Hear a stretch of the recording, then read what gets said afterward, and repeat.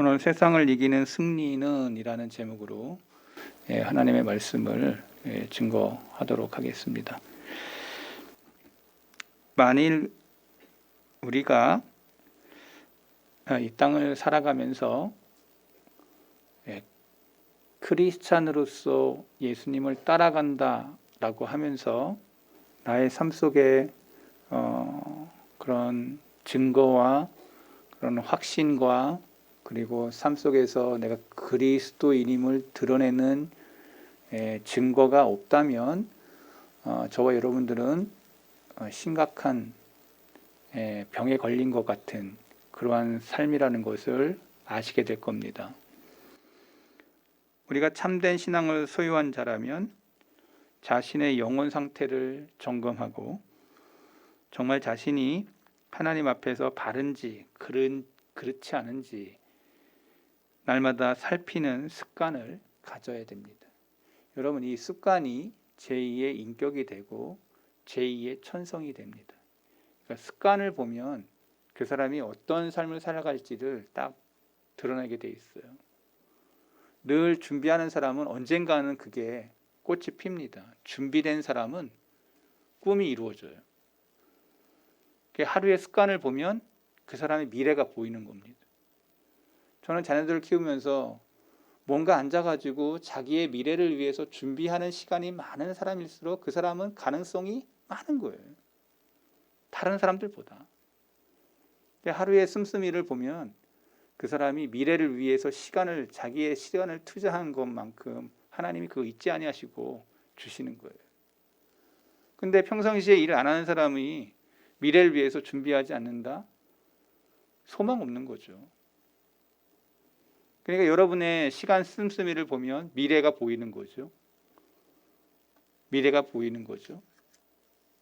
그러니까 저와 여러분들이 여러분의 시간을 쓰는 거를 보면 미래가 보이는 거죠.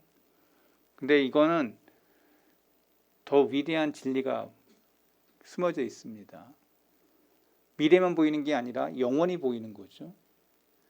여러분의 내실의 영혼에 늘 내가 지금 어떤 상태에 있는가에 대한 것들을 습관적으로 자기 자신을 살피는 거 매우 중요하다. 하물며 미래에 대한 그것도 내 자신을 반성하면서 습관적으로 바라보지만 내 영혼에 대한 영혼을 바라보면서 내 영혼의 상태를 바라보는 이 습관은 매우 중요하다. 사도행전 8장 21절을 보면요. 한번 볼까요? 같이 읽어볼게요. 하나님 앞에서 내 마음이 바르지 못하니 이 도에는 내가 관계도 없고 분깃될 것도 없느니라. 박수 바울이라고 하는 사람이 이름도 바울이야. 성령이 역사해서 사람이 막 뒤집어지고 그리고 성령의 역사를 이렇게 세례를 통해서 안수함을 통해서 막 역사가 일어나자 이 박수 바울이 뭐라고 얘기하는 거니? 내가 돈을 줄 테니까 이 능력을 나에게 달라고 베드로에게 얘기를 해요. 베드로가 뭐라고 얘기하는 거니? 하나님 앞에서 내 마음이 바르지 못하니. 영적인 사람들은요, 그 사람의 그 말 속에서 그 사람의 마음이 비춰지는 거예요. 우리도 대화 속에서 그 사람이 무슨 생각을 하는지 알잖아요. 자녀들을 키울 때 얘기 딱 들어보잖아요. 얘가 지금 거짓말 하는지 안 하는지 부모라면 다 알잖아요. 다는 아니어도 느낌이 오잖아요. 부모는 느끼는 거예요. 베드로가 딱 보니까 박수 바울이 하나님 앞에 네 마음이 바르지 못하다라고 지적을 하고 있습니다. 이 박수 바울은 그 능력을 돈으로 살려고 했던 그런 능력을 돈으로 살려고 했던 사람들. 요새 돈으로 안 되는 게 어디 있어요? 돈으로 안 되는 거 없는 세상처럼 살고 있잖아요. 돈으로 안 되는 건 믿음의 역사고 신앙의 역사고 돈으로 안 되는 게 많아요. 돈도 신앙으로 살려고 하는 사람들 많아요. 돈 많이 내면 교회에서 나 인정받을 거야. 한국교회에 몰아쳤던 만모니즘이 얼마나 많습니까? 그래서 직분도 막 사고 팔죠. 한국교회 폐단 중에 하나가 직분을 사고 파는 거예요. 그래서 어느 교회는 노골적으로 얘기합니다. 뭐 권사 되려면 얼마, 장로 되려면 얼마. 우리 교단 안에도 있어요. 내가 너무 놀랐어요. 성경에 어디 그렇게 써 있어요? 우리 교회는 모르겠습니다. 제가 있는 한 우리는 그렇게 할 수 없다고 그랬어요. 제가 당회 때도 마찬가지고 직분은 하나님 앞에 받은 것이니 하나님 앞에 감사하라. 10원을 내든 20원을 내든 그게 중요한 게 아니고 그의 마음이 하나님 앞에 있는데 하나님 앞에 직분을 받는데 그러니 여러분들 자유롭게 하시라. 제가 안수 집사님들 4분 세울 때 제가 그분들에게 부탁했던 거예요. 여러분들 직분은 하나님이 나에게 주신 겁니다. 그러니 여러분들 자유롭게 하시기 바랍니다. 마음에 우러나는 대로 하시면 됩니다. 여러분요, 하나님 앞에 받은 것이에요. 제가 목사 안수 받은 것도 하나님의 은혜로 받은 거예요. 그래서 우리 노예에서 제가 목사 안수 받을 때 폐값만 받았어요. 폐값만.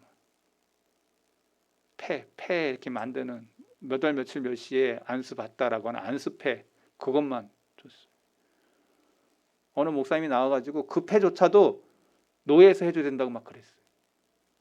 옛날에는 우리 그 노예 안에서도 총회 안에서도 목사님들 와서 안수해주고 하니까 그거 건마비 뭐 이렇게 교통비라도 드려야 된다고 많이 걷었어요. 근데 어느 원로 목사님이 나와가지고 그 젊은 목사들 세우는데 어떻게 그렇게 할 수 있느냐고, 나쁜 짓이라고, 돈 받으면 안 된다고. 그래가지고 어느 노예부터는 아예 안 받고 폐값만 받는, 저는 그 수혜자예요.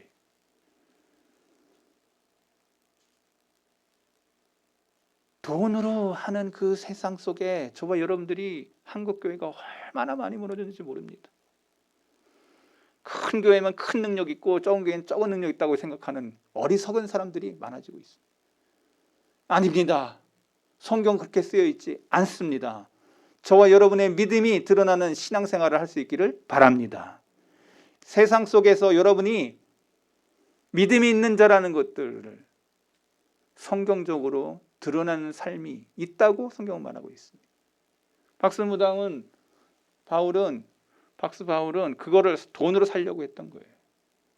그랬더니 네가 하나님 앞에 네 마음이 바르지 못하다라고 책망을 했어요. 여러분, 영적인 사람이 책망을 해야 돼요. 책망. 바르지 않다고, 올바르지 않다고. 여러분, 오늘 우리의 신앙생활에서 신앙생활 연조가 많고 저거 하는데 잘못된 길을 걸어가면 책망해야 돼요. 영적으로 깬 사람이. 이게 성경적 원리예요. 그건 바르지 않다고. 바르지 않다고. 성경에서 아비들아, 청년들아, 아이들아 라고 얘기할 때 영적으로 깬 사람이 지도할 수 있는 것이죠.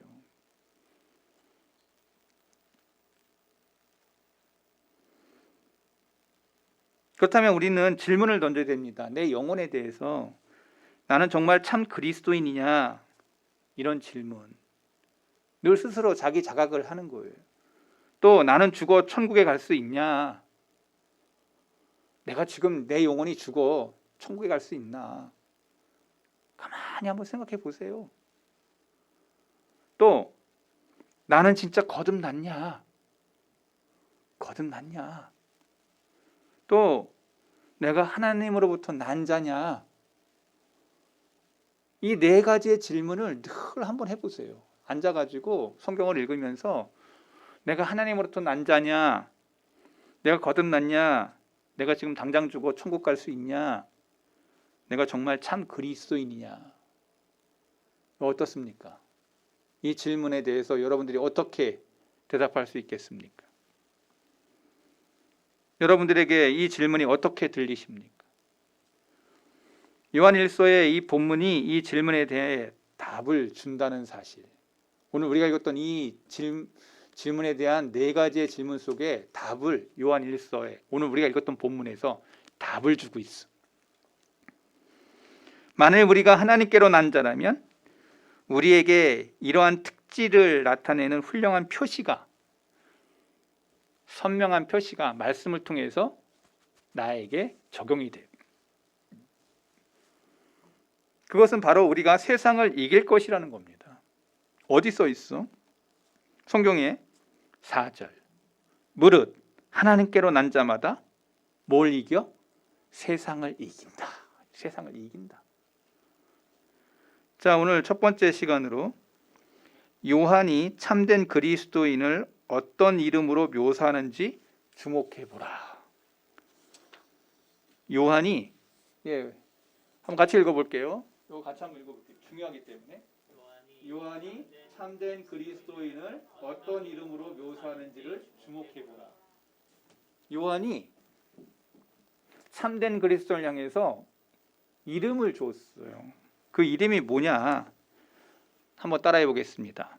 하나님께로부터 난 자.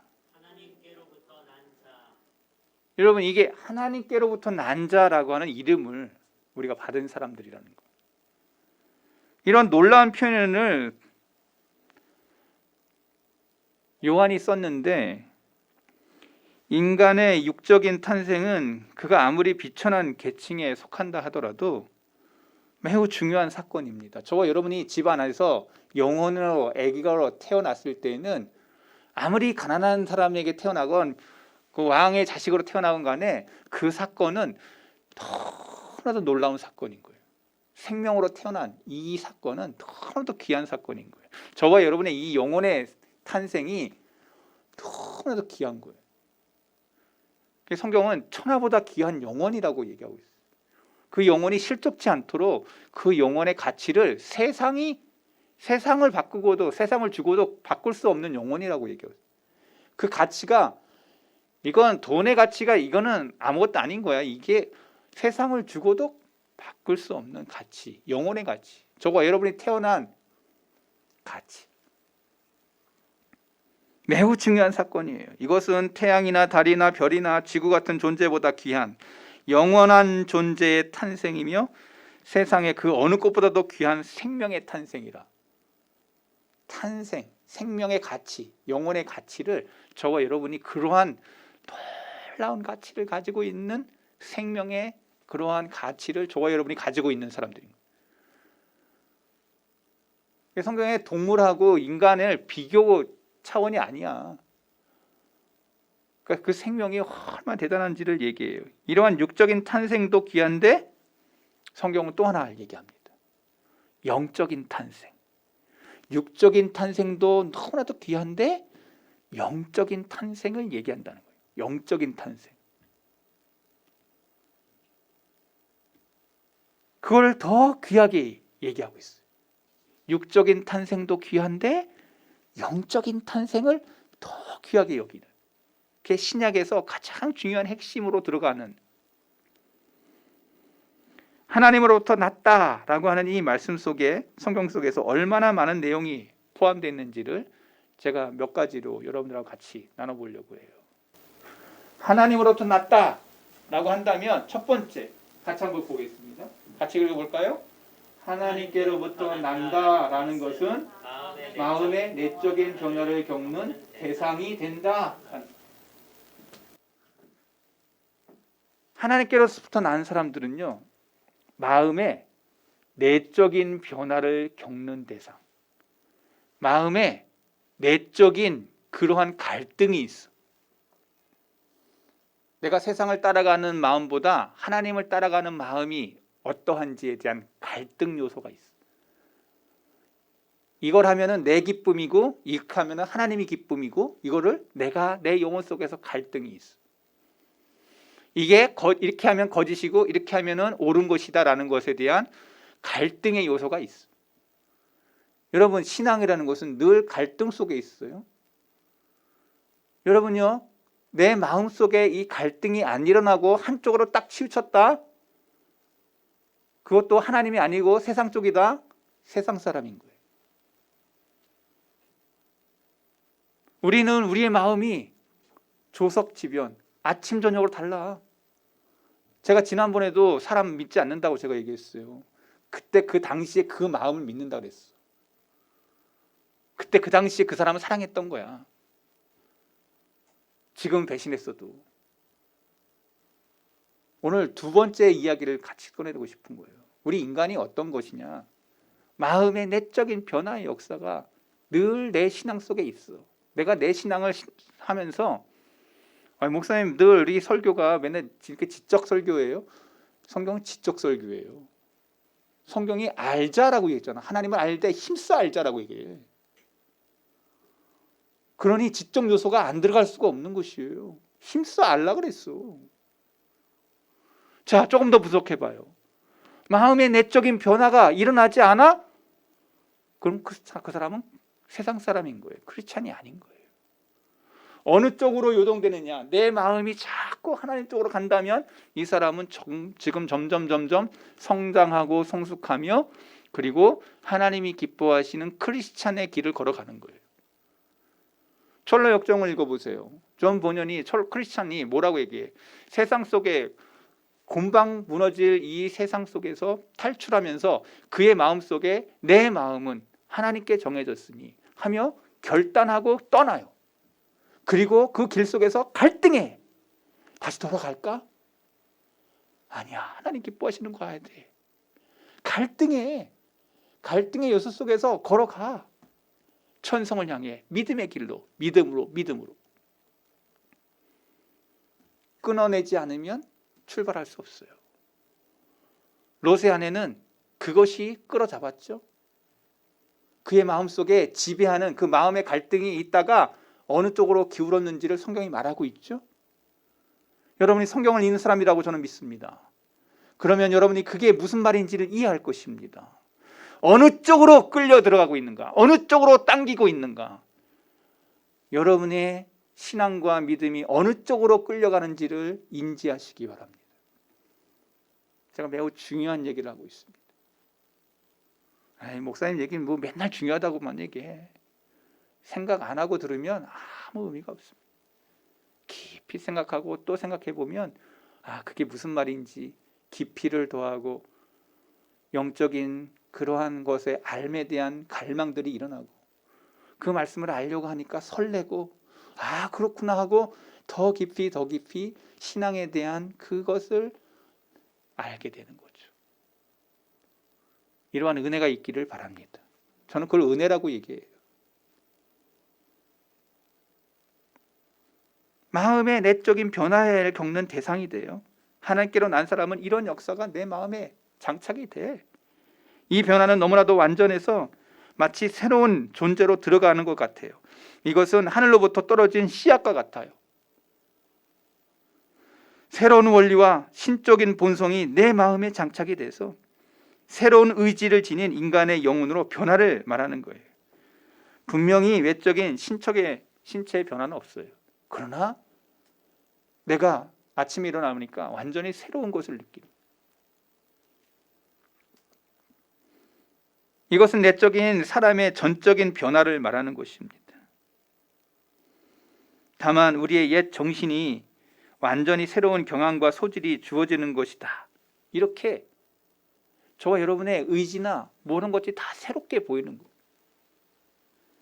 하나님께로서 난 사람들의 취향과 견해가 죄에서 또 세상과 성경과 하나님과 그리스도에 대한 이 관점이 철저하게 새롭게 되는, 죄에 대해서 두려워하고 하나님에 대해서 기뻐하며, 그리고 내가 뭘 붙잡아야 되는지, 뭘 흔들어야 되는지, 어떤 옷을 입어야 되는지, 내가 어느 곳을 향해 달려가고 있는지에 대한 정확한 확신과 확립이 펼쳐져요.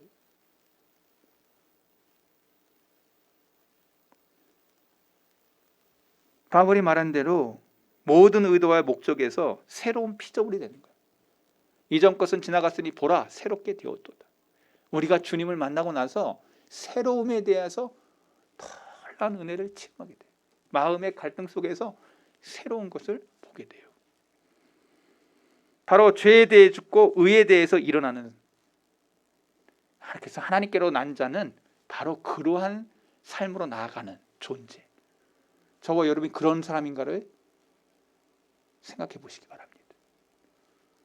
내 마음에 하나님께로 났다고 얘기하면서 내 마음속에 이런 마음의 내적인 변화가 없다면, 갈등이 없다면 여러분 하나님께로 난 사람들 아니에요. 제 설교가 오늘 되게 어렵고 힘들게 듣게 될지 모릅니다. 이해하기 어려운 이야기일 수도 있을 겁니다. 그러나 이 이야기가 성경의 이야기라는 것을 저는 분명히 말씀을 드립니다. 마음에 갈등이 없다? 마음에 충격이 안 온다? 마음에서 이러한 것에 대해서 느끼지 않는다? 그분은 세상 사람인 것. 두 번째, 같이 읽어볼까요? 하나님께로부터 난다라는 것은 주 예수 그리스도께서 그의 사랑하는 모든 백성에게 특별히 선물로 주신 한 가지의 변화를 말한다. 하나님께 났다라고 할 때 예수님께서 사랑하는 모든 백성에게 특별히 선물로 주신 한 가지의 변화가 있는 거예요. 한 가지의 변화.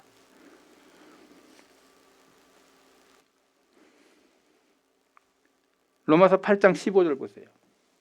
자, 그 한 가지 변화를 찾아보자고. 같이 읽어요.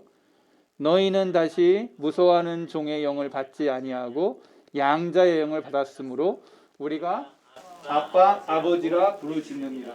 여러분, 우리는 하나님을 향해서 뭐라고 얘기해요?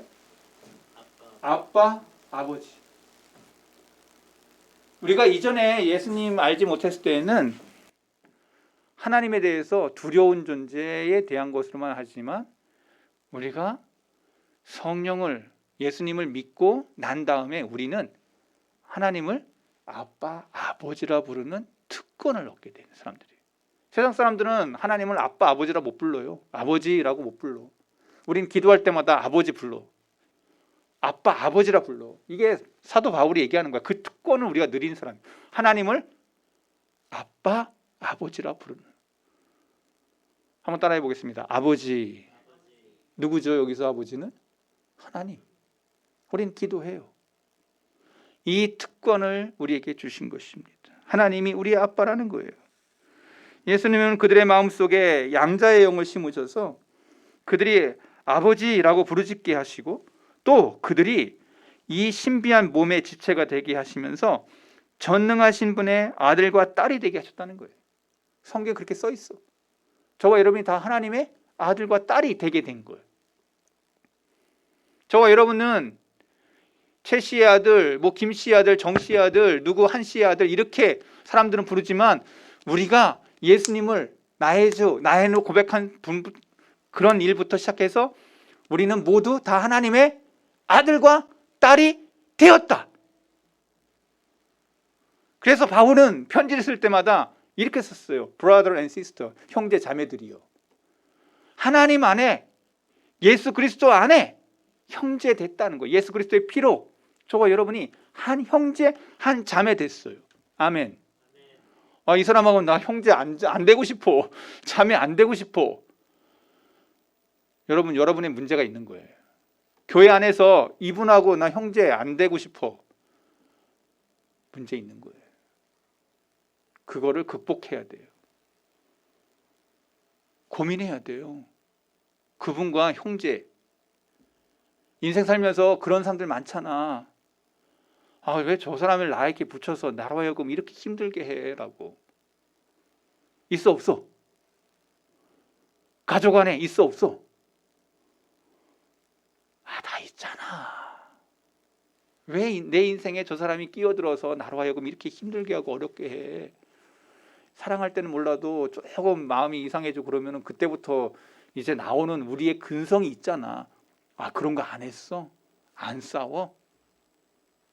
하도 오래돼가지고 이제 몰라? 그런 거 아니죠? 여러분요, 우리가 그리스도 안에서 성경은 이렇게 얘기합니다. 예수님을 만나 한 형제 한 자매가 되었다. Brother and sister. 이 의식이 여러분에게 있습니까? 하나님을 아버지라고 기도하면서도 내 옆에 똑같이 하나님의 은혜를 입은 형제 자매에 대해서 내가 그러한 형제 자매 애를 가지고 있느냐고. 그 사람이 수술을 했어. 괴로워 고통당해. 내가 그 사람의 손을 내밀어 도우려 하는 그런 마음이 있어 없어? 여러분, 우리 안에 그러한 사랑이 없다면 다 가짜라는 거예요. 그러니 성경은 우리에게 그러한 삶의 표지가 여러분에게 있느냐고 물어보고 있어요. 요한복음 5장 21절 보세요. 같이 읽어볼게요. 두 개가 다 나와요. 성경을 읽어볼 거예요. 같이 읽는 거예요. 시작. 아버지께서 죽은 자들을 일으켜 살리신 같이 아들도 자기가 원하는 자들을 살리시느니라. 아버지께서 자기 속에 생명이 있음 같이 아들에게도 생명을 주어 그 속에 있게 하셨고. 여러분, 오늘 우리 안에 주님이 주시는 생명의 역사를 우리가 이식받은 사람들이에요. 그 빌립보서에 가서는 사도 바울이 악마의 사단의 이 심장을 떼고 예수 그리스도의 심장을 요리가 이식받은 자들이라고 얘기했어요. 새 생명을 얻은 자들이라고 했어요. 새 생명을. 이 말이 가슴이 안 떨려. 저와 여러분이 완전히 예수님의 심장을 받았다면 예수님의 삶의 태도가 나온다는 거예요. 그러니 예수님이 원수까지 사랑하셨던 것처럼 예수님의 사람들도 타인에 대해서 그렇게까지 사랑하는 존재가 된대. 근데 우리는 아는데 삶 속에서 잘 안 나타나지. 손영원 목사님처럼 자기 아들 두 자식을 죽였음에도 그 죽인 자식을 자기의 양 아들로 입적을 시키죠. 손동희라고 하는 그 권사님이 자기 아버지 미쳤다고 생각했다고. 근데 성경을 읽어보면 그분이 우리 아버지라고, 예수님을 닮은 우리 아버지라고 그 책에 그렇게 써 있어요. 제가 신대원 다닐 때 그 손동희 여사가 간증하러 왔는데 그 간증 속에서 거기 신학교 학생들 다 울었어요. 왜 울었냐면은 그런 사랑의 전도자가 우리가 아니라는 것을 그분이 깨우쳐줬거든요. 직업적인 그러한 목사로 만드는 그러한 사람들에게 그 한 성도 권사님이 한 위대한 하나님의 사람을 보여주면서 그렇게 성도들을 사랑했고 그렇게 했다고. 그 길이라고. 그게 목사의 길이라고. 저는 그 간증을 듣는데 저는 그런 목사가 못 되겠더라고요.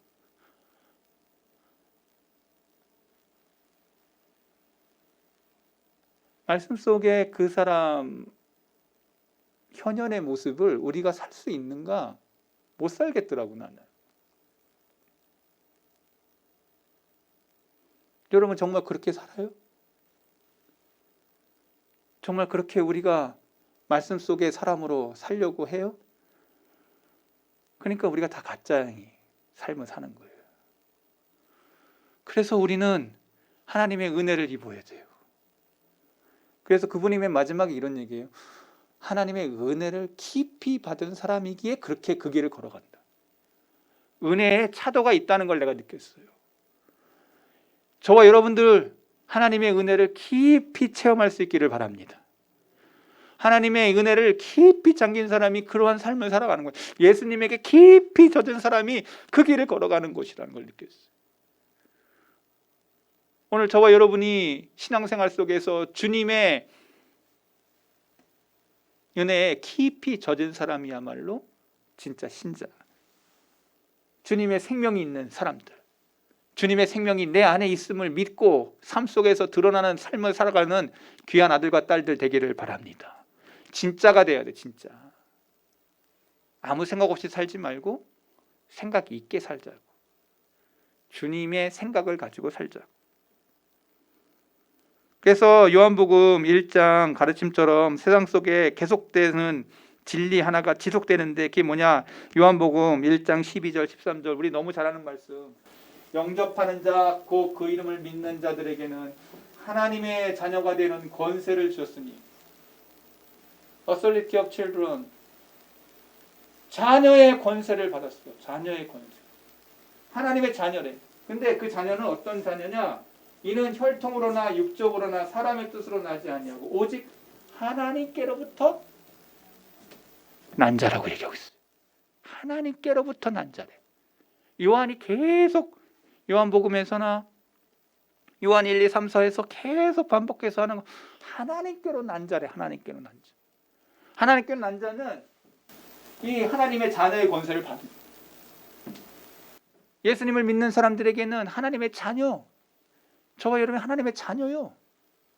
하나님의 자녀답게 삶 속에서 그렇게 풍성하게 그 사람을 만나면 예수님 만난 사람 같이 그렇게 은혜가 돼. 그렇게 사람이 인자와 깊이가 넓이와 만나면 너무 좋은 사람들이 있어. 그냥 품으려고 노력해. 오늘 저와 여러분의 크리스찬의 농도가 어떠한지를 자기 스스로의 점검을 필요합니다. 여러분 삶 속에서 내가 그분을 만났는데 내가 인생에 이 사람과 같이 신앙생활하는 게 은혜다. 이런 사람 만났습니까? 그러면 여러분은 진짜 행운한 거예요. 내 신앙생활 속에 그분과 같이 신앙생활을 했다. 그런 감동을 줄 만한 삶이 있는가? 저는 목사로서 너무 부끄럽고 내가 그런 모습을 살지 못했고 또 살아가는 모습 속에 늘 그러한 것이 너무 많지 않은가? 오늘 내 스스로의 반성을 함과 함께 저와 여러분들이 스스로 내가 어떤 신앙자인가를 한번 말씀 비추어서 내 자신을 비추는 하나 더 나가서 하나님께로 난다라는 말은 매우 신비한 변화다. 매우 신비한 변화. 성경을 보세요. 요한복음 3장 8절. 그 신비한 변화를 이렇게 예수님이 설명해 줘요. 같이 읽어볼까요? 바람이 임의로 불매 네가 그 소리를 들어도 어디서 와서 어디로 가는지 알지 못하나니 성령으로 난 사람도 이게 무슨 말이야? 바람이 불어.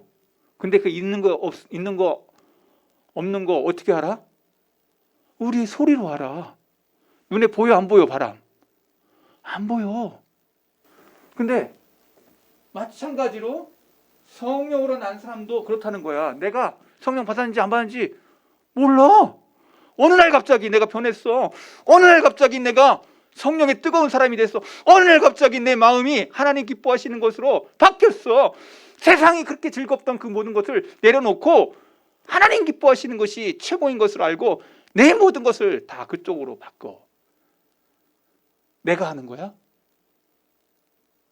하나님이 하신다고 말하고 있어요. 하나님께로 난 사람 그렇게 간다는 거예요. 내가 임의로 내 의지대로 하는 게 아니야. 하나님의 의지대로 성령이 그로 하여금 바꿔버려. Change all my mind. 모든 게 다 바뀌어버리는 거야. 내 모든 것을 다 바꿔버려. Change. 제가 식민지 발음으로 몇 개 막 쏴서 미안합니다. 젊은 사람들이 있어서 제가 하는 거예요. 내 걸 바꿔. 내 거를. 성령이 임의로 막 바꿔버려. 마음의 변화의 역사가 변화의 역사가 일어나. 하나님으로 난 자를 내가 점검해 보는 거예요. 말씀을 통해서. 우리가 살고 있는 이 자연계에 우리가 설명할 수 없지만 믿고 있는 일들이 굉장히 많습니다. 우리 눈에 보이지 않지만 있다는 것을 우리는 다 알고 있는 것들이 많아요. 바람이 있고 공기가 있고 여러분 질소, 이산화탄소 뭐 다 눈에 안 보여. 근데 있어. 있어 없어? 있어. 수소 안 보이잖아. 다 있어. 근데 무슨 가스고 뭐 가스고 뭐 다 있어. 다 있어. 근데 안 보여. 인간이 얼마나 대단한지 아십니까? 여러분 과학 시간에 그거 화학 요소 그거 다 배웠어요. 그거 제가 고등학교 뭐 좋은 학교 나왔니 안 나왔니 그 안 해도 화학 시간에 다 배웠어. 그냥 근데 그게 다 있다는 거 어떻게 알아? 그걸 인간이 그걸 또 다 구분해내네. 또 그리고 그걸 가스통에다가 다 담아하나? 대단하지 않습니까? 사람들 정말 대단하다고 느껴요. 그걸 어떻게 그렇게 하는지. 에어컨에 주입되는 그 모든 것도 다 가스예요. 얼마나 우리나라 정말 인간이 대단한지를 저는 느낄 때가 많아요. 와, 정말 대단하다. 제가 호기심이 많아가지고 라디오 어릴 때 엄청 분해한 적 많거든요. 신기하고 놀라와. 조그만데 많이 부셨네. 그 엄마 아버지한테 엄청 들게 많았네. 제가 목사 안 했으면 전파사 할 수도 있었겠다 생각할 정도로 많이 때려 부시고 그랬어요. 호기심이 많아가지고. 삼천포로 갔는데 제가 뭘 얘기하려고 하느냐. 임의로 그 사람을 변화시키는 성령이 계심을 여러분 왜 믿지 못하냐는 거예요. 성령이 여러분의 마음을 강타하는 것을 왜 알지 못하냐는 거예요. 여러분이 말씀을 읽다가 어떻게 기도하다가 여러분 찬양하다가 어느 날 목사님이 말씀을 통해서 내가 잘못 살았네. 기도 생활하고 신앙 생활하는 사람들에게 이런 역사가 일어나지. 믿음의 역사는 들음에서 난다 그랬잖아. 여러분 오늘 우리의 신앙이 어떠한지를 점검하려고 하면 이 들음이 되게 중요해요. 제가 얘기했어요. 사기꾼에게 들으면 사기꾼 된다고. 하나님의 말씀이 진리라고 믿는다면 저와 여러분이 이 진리 가운데 부딪힘이 있어. 신앙에 부딪힘이 있어. 마음에 부딪힘이 있어. 내 지성에 부딪힘이 있어. 내 감성에 부딪힘이 있어. 말씀 속으로 돌아오고 회개될 뿐만 아니라 온전하여지고 회복되어지며 새롭게 될 뿐만 아니라 온전하게 되는 성령이 우리로 하여금 그러한 역사를 이루신다는 신비의 역사가 우리 가운데 있다는, 믿음의 역사를 가진 사람, 주님을 믿는 사람들에게는 이러한 신비의 역사를 체험한다고.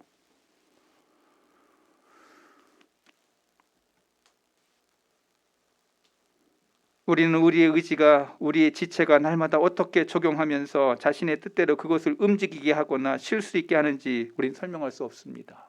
그러나 성령이 내 안에 계신 사람은 내 것을 움직여. 성령으로 나의 모든 것들을 움직이시는 분이 누구요? 하나님이세요. 우리는 하나님 앞에 있어야 돼요. 하나님께로 난 자들의 특질이 드러나요. 그러니 아무도 이 사실에 의문을 제기하지 않아요. 아무리 지혜로운 철학자라도 육체적인 생명의 기원을 설명할 수 없는 것처럼 우리가 하나님께로 난 사람의 영적인 생명의 시작을 이해할 수 없을 겁니다. 그러나 하나님이 그 사람을 역사한다는 걸 알고 있어. 시간이 다 됐습니다. 한 2개 더 해야 되는데 설명을 하자 보니 저와 여러분들에게 한 가지를 점검하시기 바랍니다. 내가 하나님께로부터 난 자라면 내 안에 이러한 은혜가 있는지, 변화의 역사가 있는지, 내가 습관적인 것처럼 내가 지금 이 자리에서 당장 죽어도 천국 갈 수 있는지, 내가 거듭났는지, 내가 하나님께 난 자인지, 내가 참 그리스도인인지 질문에 답을 하면서 습관적으로 내가 점점 하나님 앞에서 변화된 삶을 살고 있는지, 자꾸 내 영혼을 물음을 던질 때 여러분 속에 내가 뭐가 변해야 되는지, 어떤 사람이기를 원하는지, 어떻게 가야 되는지 성경이 여러분들로 하여금 말하게 할 것입니다. 그 물음을 답하면서 따라가다 보면 주님 앞에 서 있을 거예요. 오늘 저와 여러분들이 그 자리에 있다는 것을 기억하시고 내가 내 영혼에게 질문하는 이 질문의 습관이 늘 있기를 바랍니다. 기도하겠습니다. 하나님 아버지,